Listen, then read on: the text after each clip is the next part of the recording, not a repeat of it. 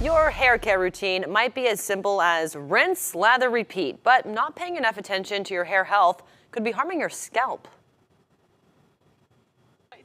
Scalp spas are trending on social media. Emotional struggle for a lot of men and women. I think there's a lot of myths out there, unfortunately, that have been circulated.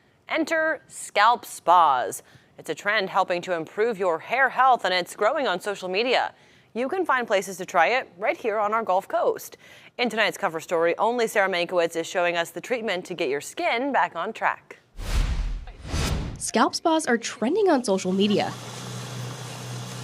offering you a day of relaxation and rejuvenation for your scalp. My daughter, a couple of years ago, said to me from TikTok, she's like, Mom, I gotta find this head spa place. And she wanted to go so bad. We looked. Closest one was like Tampa. But now there's one right here in Naples. It definitely caught my eye as a mom, and it was something I went to and I didn't know I needed in my life. After seeing how amazing this looked, I had to try it for myself and had probably my favorite day on the job. So what we're gonna do is I'm gonna show you what your scalp looks like. The treatment started with the owner of Scalp Spa, Monica Luciano, using a microscope, getting up close and personal with my scalp. This just helps us really determine what is really the best products to be using for you today. And I was pleasantly surprised with the results. Your hair feels super healthy. I mean, it's absolutely great. Then it was time to sit back and relax. This might be a little warm on your scalp. It's gonna be glycolic and that fermented green tea treatment. From a face mask to detoxify and brighten my skin. So this is an antioxidant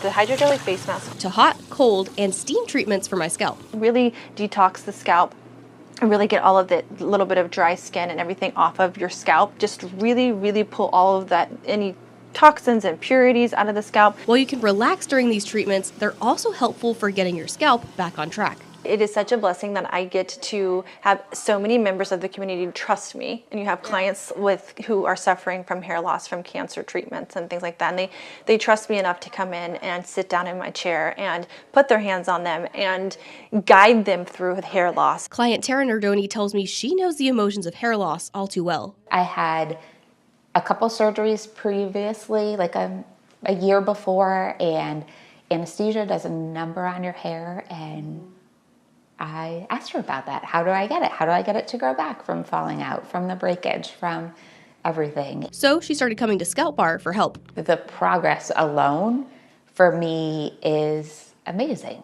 I mean, I don't know. It's just amazing. I don't want to cry. I don't want to get upset, but I was in a tough spot because I did have cancer, and that is what, after everything I went through, it was my hair that kind of gave me like, after surgeries, the breakage, and I didn't feel like myself. Starting June 1st, Scalp Bar will open at their new location and be able to offer even more treatments. Just touch, human touch with someone.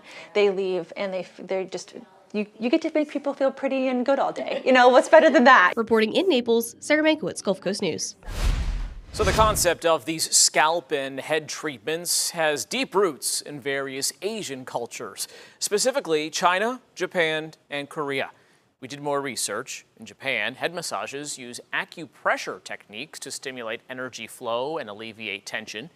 Chinese practices often incorporate herbal remedies and gentle massages to promote health and balance. Korean culture combines head massages with scalp and hair treatments to enhance relaxation and rejuvenation. And those techniques have been around for centuries, but let's go further because right now there is a lot of misinformation on your hair health. Like, how often should you really wash your hair? We have a yeast called Malassezia on our scalp, and it just loves all that buildup and oil and everything. Don't go 7 to 10 days without washing your hair. Absolutely not. So for some people, you may think that it works, and I'm not saying that you have to change your ways, but when you come in, I will show you what your scalp looks like after. They encourage you not to wash your hair right before scalp treatments. If you typically go 2 to 3 days between washes, you can check out this full story and more anytime on our Gulf Coast News app.